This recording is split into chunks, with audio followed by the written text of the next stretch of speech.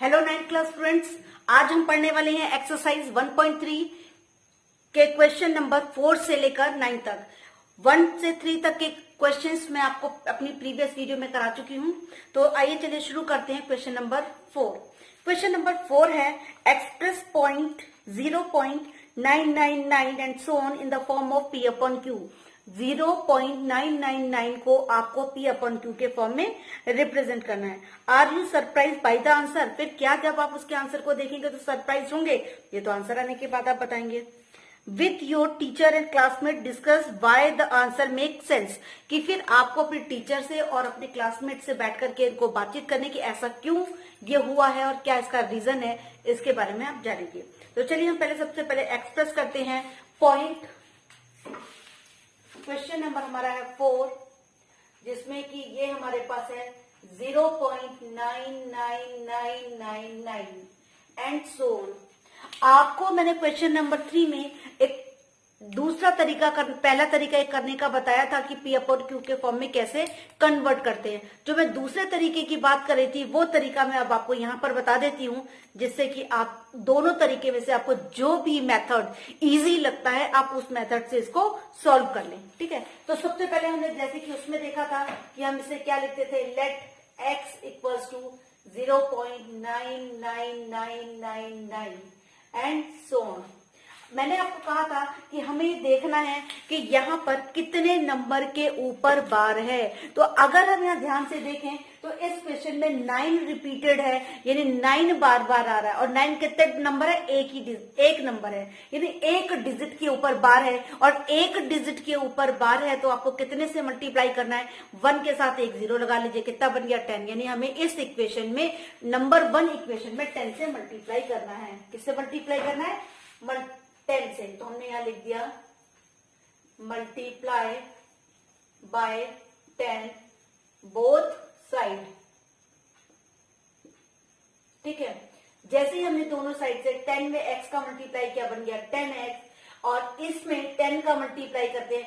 जब हम किसी भी नंबर में 10 का मल्टीप्लाई करते हैं तो डेसिमल एक प्लेस राइट साइड में चला जाता है, यानी डेसिमल यहां से एक प्लेस यहां आ जाएगा, यानी यहां पर आएगा।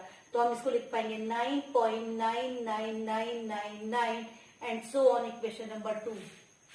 जब हम इस तरह सेकंड टाइप का वाला मेथड करते हैं तो यहां पर हमें दो ऐसी इक्वेशन चाहिए होती हैं जिसके डेसिमल के बाद वाला जो प्लेस है वो बार वाला होना चाहिए। क्यों होना चाहिए इसका कारण भी समझ लीजिए।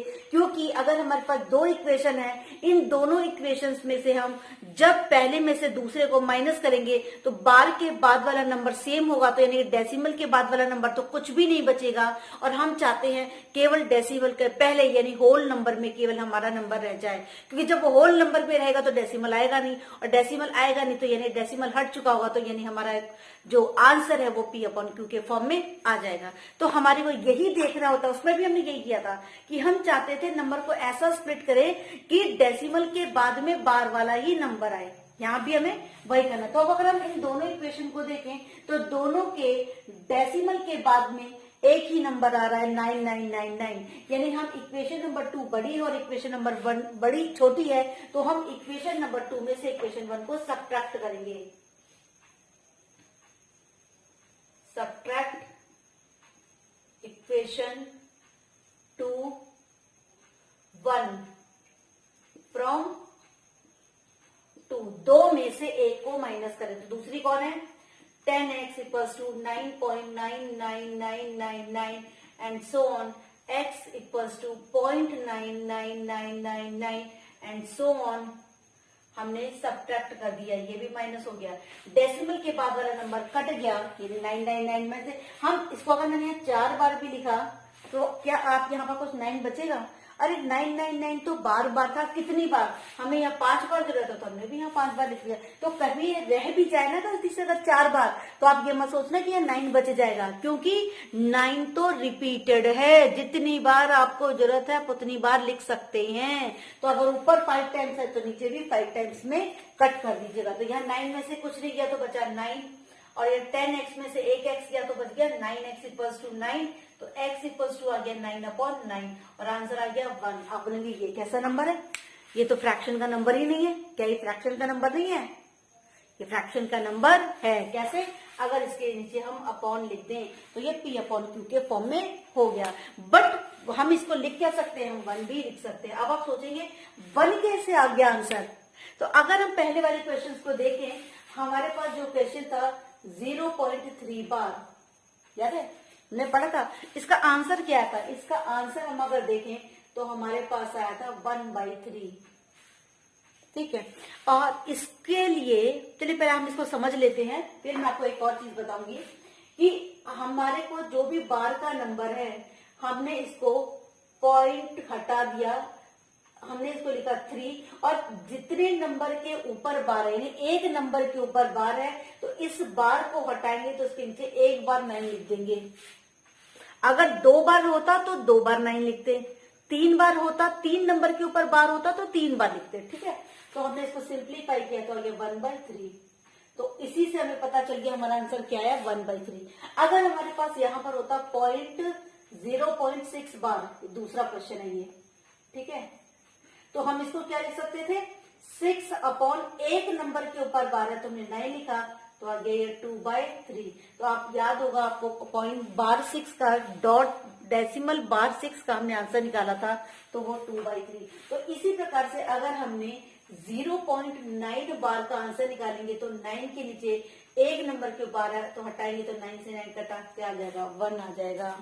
और आप इसकी शॉर्टकट ट्रिक्स और समझना चाहते हैं, ये वैसे तो ये शॉर्टकट ट्रिक का ही एक पार्ट है, बट और अगर आप शॉर्टकट ट्रिक इसकी जानना चाहते हैं तो इसका मैंने एक वीडियो बनाया हुआ है सिंपली बार इक्वेशंस वाला, ठीक है ना, उनको हम P और Q के फॉर्म में बहुत कम समय में कैसे शॉर्टकट अंक का आंसर निकाले, तो आप उस पर भी जा देख सकते हैं। डिस्क्रिप्शन बॉक्स में उसका लिंक दे दूंगी, दूसरा आप आई के बटन पर जाकर के भी इसका आप वहां पर जा सकते हैं। तो ये था हमारा क्वेश्चन नंबर 4। ठीक है, अब आइए हम चलते हैं क्वेश्चन नंबर 5 की तरफ। तो क्वेश्चन नंबर 5 हमारा है, क्वेश्चन नंबर हमारा 5 है, what can the maximum number of the digit be in the repeating block of digit in the decimal expansion of 1/17। कह रहे हैं अगर 1/17 को हम डेसिमल एक्सपेंशन में लिखते हैं तो मैक्सिमम कितने नंबर होंगे रिपीटेड ब्लॉक में। तो मतलब ये तो हमें पता चल गया कि 1/17 से रिपीटेड नॉन टर्मिनेटिंग नंबर आएगा और रिपीटेड नंबर आएगा। जो भी नंबर फ्रैक्शन के फॉर्म में होता है, इस बात को आप हमेशा बार बार बोल लीजिए, मेरे साथ भी बोल लीजिए, क्या कि अगर कोई नंबर फ्रैक्शन के फॉर्म में है तो 2 ही टाइप का डेसिमल एक्सपेंशन हो सकता है, एक वो टर्मिनेटेड हो सकता है, दूसरा नॉन टर्मिनेटेड एंड रिपीटेड ही होगा। Non terminated and non repeated तो हो ही नहीं सकता। नॉन टर्मिनेटेड नॉन रिपीटेड होने के लिए वो अंडर रूट के फॉर्म में होना चाहिए, और अंडर रूट के अंदर भी वो इम्परफेक्ट या नॉन परफेक्ट स्क्वायर नंबर होना चाहिए, तब तो वो नॉन टर्मिनेटेड नॉन रिपीटेड होगा। लेकिन अगर वो रैशनल नंबर के फॉर्म में है तो क्या होगा, या तो वो टर्मिनेटेड होगा या फिर नॉन टर्मिनेटेड एंड रिपीटेड होगा।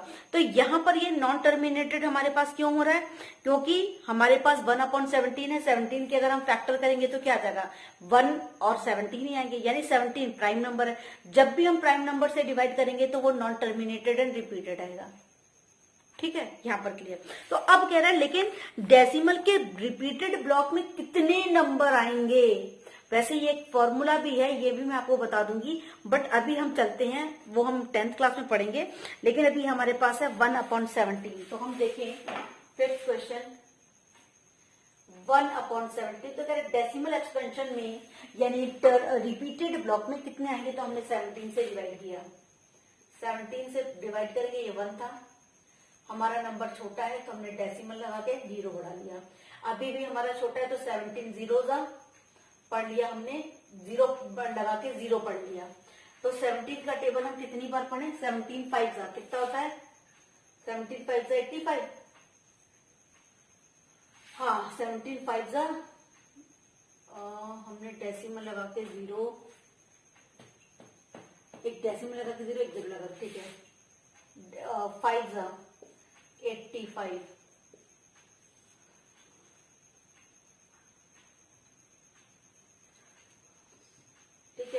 तो यहाँ बच गया 15। डेसिमल लग चुका है, हमने एक 0 अपने आप बढ़ा लिया। आ गया 150। कितनी बार पढ़ेंगे हम? 10 जा तो हो जाता 170। 170 में से हम 17 दूनी 34 माइनस कर दें तो 30 चला गया, 4 4 यानी कि 136, यही आएगा। 8 जा 136 माइनस कर दिया तो बच गया 14। आपको ये बात समझ में आ गई होगी मैंने कैसे किया। अब 140 यानी कि हमने 0 कर दिया। अब हमने फिर से किया, फिर 8 जा हमारा चला जाएगा कितना 136, फिर कितना बच गया 4। 0 लगा दें, पॉइंट लग चुका है तो 0 लगा लिया। 17 दूनी 34, 34 तो 6 बच गया। फिर हमने 0 लगा लिया। 3 जा 17, 3 जा कितना होगा 51, बच जाएगा हमारा 9। फिर हमने एक 0 लगा लिया। अब 34 और 34 68 और 5 जा कितना था 85, 5 जा चला जाएगा 85, बच गया 5, 0 लगा लिया। हमने यहां पर पढ़ा था 5 8 8 और उसके बाद था 2 बार था 34, 34 और 17 नहीं जाएगा। फिर हमारे पास जाएगा 2 से जाएगा 34, यहाँ पर आ गया 6 16, 0 लगा लिया। 160 यानी 140, 150 तक पर आया था 136 यानी कि नहीं जाएगा। तो हमारे पास यहाँ देखे 160, मैंने 160 को यहाँ पर लिख लिया। ठीक है, यहाँ पर 160। हम 9 बार देखें तो 170 में से हमने 17 माइनस कर दिया तो ये 3 6 और ये 5 153। ठीक है, 153। 9 जा चला गया 153 तो कितना बच गया 7, 0 लगा लिया। 70 कितनी बार जाएगा 4 जा 17 दूनी 34, 34 और 68 कितनी बार गया 4 जा 68, 2 बच गया 0 लगा लिया। 17 1 जा 17, 3 बच गया। फिर मैंने एक 0 लगा लिया। 17 का 17 दूनी 34 फिर नहीं जाएगा, फिर एक बार जाएगा 17, बच गया 13 के बाद 0 लगा लिया। 130 आ गया ना 130 तो कितनी बार जाएगा देखें। 5 जा था हमारा 136 तो हम 6 जा देख लें। 6 जा 136 में और 17 6 से बढ़ते 3 3 153 ज्यादा हो रहा है। अच्छा 85 था ना, सॉरी 85, 5 जा 85 और 17 7 5 12 2 102।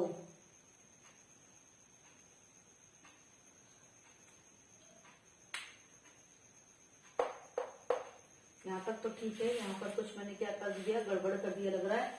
मुझे पढ़ना है 17, 5 सा तो होता है 85 और 5 102 ही होगा ना। तो 6 सा 7 बार पढ़ के देख लेती हूँ मैं। 17 इंटू 7 7 तो 49 4 119, ये ठीक है 119। तो 1 1 11 फिर 0 लगा लिया। 110 से छोटा 7 बार नहीं जाएगा, 6 बार जाएगा 102। तो यहाँ पर बच गया 8, फिर 0 लगा लिया 80। तो 5 जा होता है 85, 5 जा नहीं जाएगा तो 4 बार जाएगा। 4 बार कितना बार जाएगा 68, कितना बच गया 12, माइनस लगा के 0 120। 120 के बाद कितना जाएगा 7 जा सकता है। 7 जा 119, 119। अब हमारे पास क्या बच गया लास्ट में 1 बच गया। आप इस 1 को देखिए और हमने क्वेश्चन जहां से स्टार्ट किया था वो भी कौन सा नंबर था हमारा 1। यानी यहाँ पर जब लास्ट में 1 बच गया इसका मतलब रिमाइंडर वही आ गया जहां से हमने क्वेश्चन को स्टार्ट किया था। इसका मतलब यहां से यहां तक जितने भी नंबर आए हैं अब यही नंबर वापस से रिपीट होने शुरू हो जाएंगे। तो हम अब यहाँ पर देखें कि हमारे रिपीटेड, देखिए हमारे रिपीटेड ब्लॉक में कितने नंबर आए हैं। हम यहाँ पर ये काउंट कर लेते हैं 1 2 3 4 5 6 7 8 9 10 11 12 13 14 15 16 यानी रिपीटेड ब्लॉक में हमारे 16 नंबर आए हैं। तो वही हमसे पूछ रहा था रिपीटेड ब्लॉक में कितने नंबर हो। वैसे हमारे पास ये एक फॉर्मूला होता है, जो भी प्राइम नंबर है -1 कर दें तो हमारे वो रिपीटेड ब्लॉक के नंबर होते हैं। ठीक है, तो चलिए ये हमारा हो गया यहाँ पर क्वेश्चन खत्म। अब हमें यहाँ पर देखना है क्वेश्चन। अब हमारा क्वेश्चन है यहाँ पर कि question number 6, look at several example of rational number in the form of p upon q where q is not equals to 0, where p and q are integer with no common factor other than 1, जिसमें 1 के अलावा कोई common factor नहीं हो, and having terminating decimal expression, can you guess what property Q must satisfy. कह रहा आपने यहाँ तक क्या बहुत सारे एग्जाम्पल्स देखे होंगे रैशनल नंबर्स के, और वो रैशनल नंबर ऐसे होने चाहिए कि जिनका की कॉमन फैक्टर 1 के अलावा कुछ नहीं हो, जिनका की कॉमन फैक्टर 1 के अलावा कुछ नहीं हो। तो ऐसी कंडीशन में क्यू आप गेस कर सकते हो कि क्यू की क्या प्रॉपर्टी होगी जो इस बात को सेटिस्फाई करेगा। तो हम चलिए यहाँ पर कुछ ऐसे क्वेश्चंस ले लेते हैं, उन क्वेश्चंस के थ्रू मैं आपको समझा देती हूँ कि वो क्यू कैसा वो नंबर होगा या क्यू के बारे में आप क्या कह पाएंगे। देखिए क्वेश्चन नंबर है 6। हमने बहुत सारे एग्जाम्पल रियली देखे हैं, जैसे कि वो कह रहा है आपका कोई रैशनल नंबर होना चाहिए। फर्स्ट एग्जाम्पल मैंने यहाँ पर ले लिया है, रैशनल नंबर है आपका 2/3। कह रहा है इसमें जो P और Q इंटीजर होने चाहिए बट 1 के अलावा कोई कॉमन फैक्टर नहीं होना चाहिए। तो देख लीजिए 2 और 3 में को 1 के अलावा कोई कॉमन फैक्टर नहीं है, और ये डेसिमल एक्सपेंशन के फॉर्म में है। क्या ये डेसिमल एक्सपेंशन तो नहीं, डेसिमल एक्सपेंशन है, लेकिन उसने कहा था कौन टर्मिनेटिंग बोलिए। ओके सॉरी, मैंने यहाँ पर टर्मिनेटिंग नहीं देखा। अगर मुझे टर्मिनेटिंग लिखना है तो मुझे यहाँ पर देखना पड़ेगा कि वो नंबर हमारा कैसा होना चाहिए। मैंने यहाँ पर एग्जांपल लिया है टर्मिनेटिंग के लिए 2/5। 2/5 लिया है और दोनों का कॉमन फैक्टर क्या है 1, क्योंकि इसको 2 मल्टीप्लाई बाय 1 लिख सकते हैं और 5 मल्टीप्लाई बाय 1। तो इन दोनों का कॉमन फैक्टर केवल 1 है, और या फिर वो खुद नंबर है। ठीक है, लेकिन वो खुद नंबर तो हमारे रैशनल नंबर के फॉर्म में लिखा, तो कॉमन फैक्टर हमारा 1 है। तो ऐसे ही नंबर का वो पूछ रहा था। तो लेकिन ऐसी कंडीशन में वो कह रहा था 2 और 5 ये आपके टर्मिनेटिंग होने चाहिए। तो अगर हम इसको टर्मिनेट देखें तो ये टर्मिनेट हो जाएगा, बिल्कुल हो जाएगा। इसको लिख सकते हैं 0.25 4 20। मैं एक और पहले एग्जांपल देख लेती हूं। मैंने यहां लिखा 7/5। 7/5 में भी क्या है, कॉमन फैक्टर 1 है, क्योंकि 7 अपने टेबल में आता है, 5 भी अपने टेबल, और ये टर्मिनेटिंग भी है। कैसे इसको हमने पहले लगाया 0, 5 1 जा 5 बच गया, 2 पॉइंट लगा लिया, 0 बन गया 20, 5 4 जा 20, 1.4 आपका टर्मिनेटिंग नंबर है। अब एक दूसरा नंबर मैं ले लेती हूँ, सपोज ऐसे ही 9/2। 9/2 हम 2 4 जा 8 पॉइंट लगाया 0, 1 बच गया था, तो 10, 2 5 जा 10, ये 4.5 हो गया। अगर मैं इसके अलावा कुछ और ऐसे नंबर लूं, जैसे मैंने पहले लिया था 3/5। 3/5 नहीं, मैंने नंबर लिया था 2/3। अगर मैं नंबर ले लेती हूँ 2/3, तो देखने में तो इन दोनों का कॉमन फैक्टर 1 है, लेकिन ये टर्मिनेटिंग नहीं है। क्यों नहीं है देख लीजिए यहाँ पर एक बार। 3 से मैंने अगर इसको डिवाइड कर दिया तो नहीं जाएगा, पॉइंट लगाया 0 बन गया, 3 6 जा 18, फिर 2 बच गया, 3 6 जा 18, अगेन 2 बच रहा है, तो यही रिपीटेड है, यानी इसको हम लिख सकते हैं 0.6 बार। तो जैसे ही मैंने नंबर चेंज किया मेरे को पता चल गया कि ये टर्मिनेटिंग नहीं है। इसका मतलब अगर हमें जो नंबर टर्मिनेटिंग आए उनको उनके डिनोमिनेटर को देखें, उनकी डिनोमिनेटर में क्या आ रहा है, या तो 5 आ रहा है या फिर 2 आ रहा है। तो हम क्या कह सकते हैं, अगर डिनोमिनेटर हमारा 2 है या फिर 5 है या फिर 10 है, 2 और 5 मिला करके, तब तो वो टर्मिनेटिंग नंबर बना रहा है, अदरवाइज वो टर्मिनेटिंग नंबर नहीं बनाएगा। ठीक है, तो Q मस्ट बी क्या होना चाहिए, द फैक्टर ऑफ 2 एंड 2 और 5। 2 और 5 का वो फैक्टर होना चाहिए। ठीक है, यहां तक क्लियर हो गया, एग्जाम्पल से आप इसको समझ गए हैं। अब नेक्स्ट क्वेश्चन हमारे पास कह रहे हैं write 3 number whose decimal expansion are non terminating non recurring. यहां पर आपको बताती हूँ, कह रहे हैं कि डेसिमल एक्सपेंशन ऑफ आपको बताना है non terminating and non repeated. ठीक है, नॉन रिपीटेड मतलब वो रिपीट नहीं होना चाहिए, और नॉन टर्मिनेट। तो सबसे अच्छा तो कुछ 2-3 जो हमारे वैल्यूज हैं वो तो हमारे को याद होनी ही चाहिए। एक हमारी होती है पाई, क्योंकि पाई हमें पता है कि पाई कैसी हमारी इर्रेशनल है, इर्रेशनल है यानी इसकी वैल्यू होती है 3.141592 समथिंग। तो ये याद कर, ये इसलिए याद कर लीजिए क्योंकि हमें इस वैल्यू की जरूरत पड़ती है। दूसरा एक हमारे को √2 की भी वैल्यू हमेशा बहुत जरूरत पड़ती है, तो ये होती है 1.414 एंड सो ऑन। ये भी हमारी नॉन टर्मिनेटिंग वैल्यू है। ठीक है, non terminating and non repeated. Similarly √3 भी हमारी 1.732 ... ये भी नॉन टर्मिनेटिंग है। दूसरा अगर आपसे पूछता है आपको केवल write 3 numbers whose decimal expansion, तो केवल डेसिमल एक्सपेंशन ही अगर हमें लिखना हो, केवल वो नंबर हमें डेसिमल के फॉर्म में लिखना हो, तो बहुत आसान सा तरीका है आपको लिखने का। कह रहे हैं सिर्फ एग्जाम्पल लिखिए, डेसिमल एक्सपेंशन में होना चाहिए और non terminated and non repeated. तो आप कहीं से भी शुरू कर लीजिए।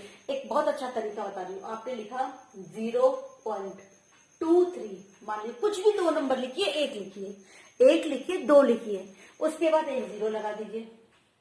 अब चाहे तो वापस से यही नंबर लिख दीजिए, अब की बार 2 0 लगा दीजिए, फिर यही नंबर लिखिए, 3 बार 0 लगा दीजिए, फिर यही नंबर लिखिए एंड सो ऑन। तो देख लीजिए ये नंबर क्या रिपीटेड है, नॉन रिपीटेड है। 2 बार 0 3 बार 0 आने से सारा गड़बड़ हो गया। बहुत आसान, कुछ भी नंबर लिखिए आप, बस 1 0 और 2 0 लगाते चले, चाहे वो नंबर सेम रखिए या बिना सेम रखिए, 0 लगाने से ही आपका वो क्या बन गया, नॉन टर्मिनेटेड है नॉन रिपीटेड बन जाएगा। बहुत आसान। अब आप कहें डेसिमल पे पहले लिखना चाहता हूँ, आपकी मर्जी है, लिख लीजिए 25.01 3 बार लिखना था ना, 2 बार हो गया, 3 बार लिखना था, सॉरी 3 बार 0 1, फिर 4 बार 0 एंड सो ऑन।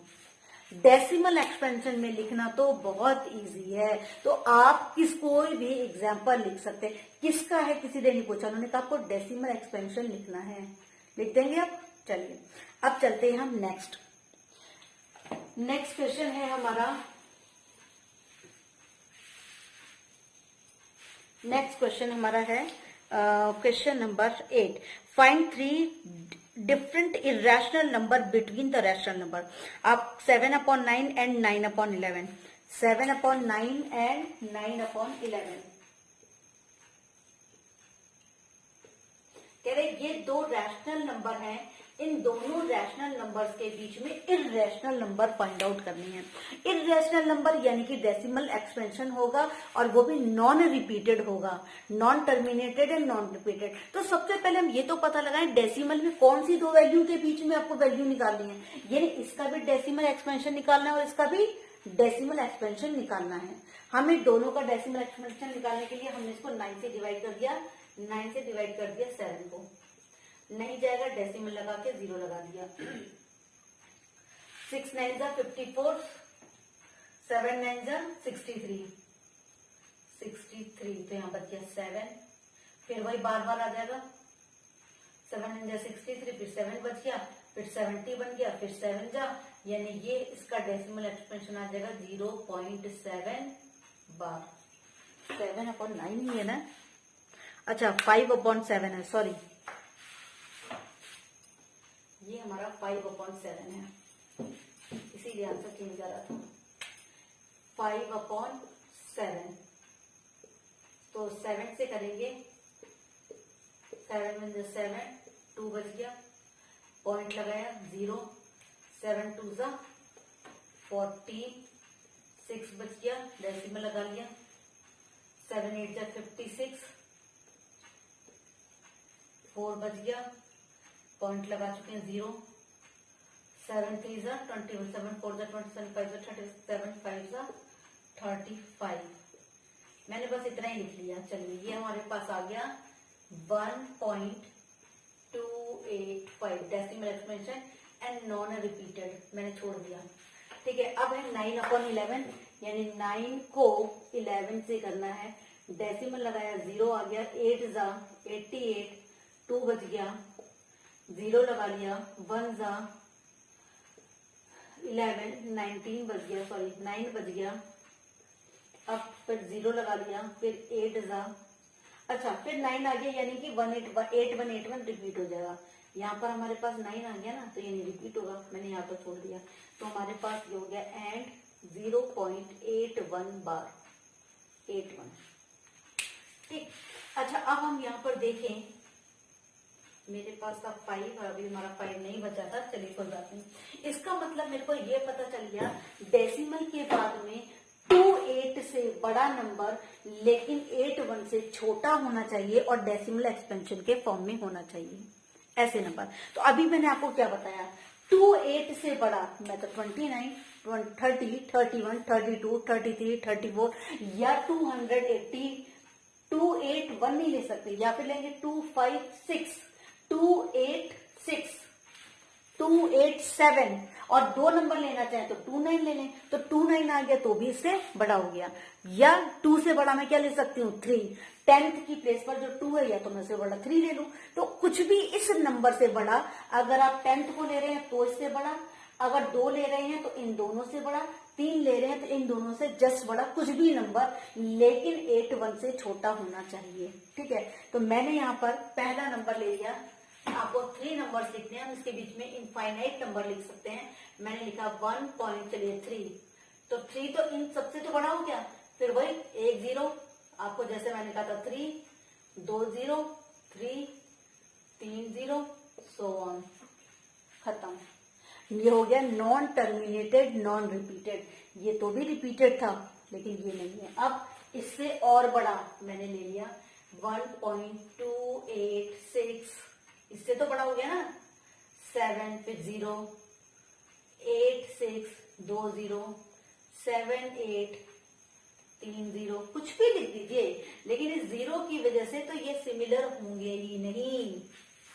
अब 81 से छोटा, आपने बोला मेरा मन कर रहा है, लो आप 49 लिख लो, 1.49 2 फिर 1 0, 49 2 2 0, 492 3 0, 49 एंड सो ऑन, 3 नंबर लिख दिए।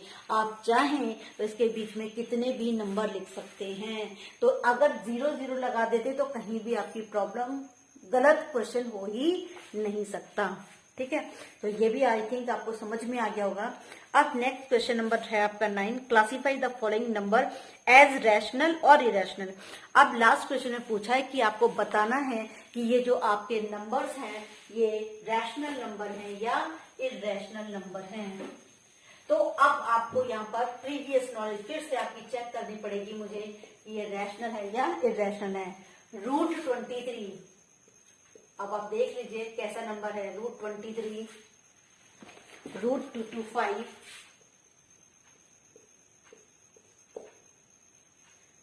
(0.3796) and fourth number is 7.478478 and so on, and last number is 1.10, 100, 100, 1, 4 times 0, 1 and so on। बिल्कुल आप बता सकते हैं देख करके, मुझे इतना अब आप यकीन तो हो गया है, क्योंकि आपने अगर इंट्रोडक्शन देखा था तो अब डेफिनेटली आप बता सकते हैं। ये वाला नंबर कैसा होगा, रूट के फॉर्म में है। पहली बात तो रूट, जैसे ही रूट आया तो आपको क्या दिमाग में आया, इरेशनल। अब अंदर वाला चेक कर लीजिए, जो अंदर वाला नंबर है क्या ये परफेक्ट स्क्वायर है, नहीं है, इम्परफेक्ट स्क्वायर है या नॉन परफेक्ट स्क्वायर है, तो क्या बनेगा ये आपका इरेशनल नंबर। क्लियर,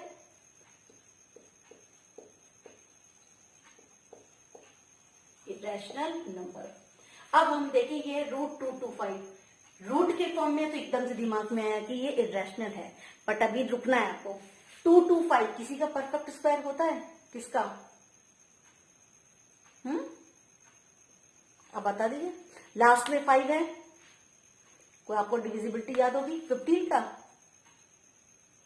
का है, बिल्कुल ये 15 का परफेक्ट स्क्वायर है। तो ये हमारे पास 15 का परफेक्ट स्क्वायर है। तो ये क्या बन गया हमारा? Rational number. अब इसको देखिए, ये कैसा डेसिमल एक्सपेंशन में है, बट इसके आगे डॉट डॉट डॉट डॉट नहीं लगी है। इसका मतलब ये खत्म, इसका रिमाइंडर कुछ नहीं आया। जब रिमाइंडर कुछ नहीं आया तो हम क्या बोलेंगे? टर्मिनेट हो गया। टर्मिनेटिंग है तो इसका मतलब रैशनल नंबर। अब यहां जाइए, डेसिमल एक्सपेंशन में है और डॉट डॉट डॉट है।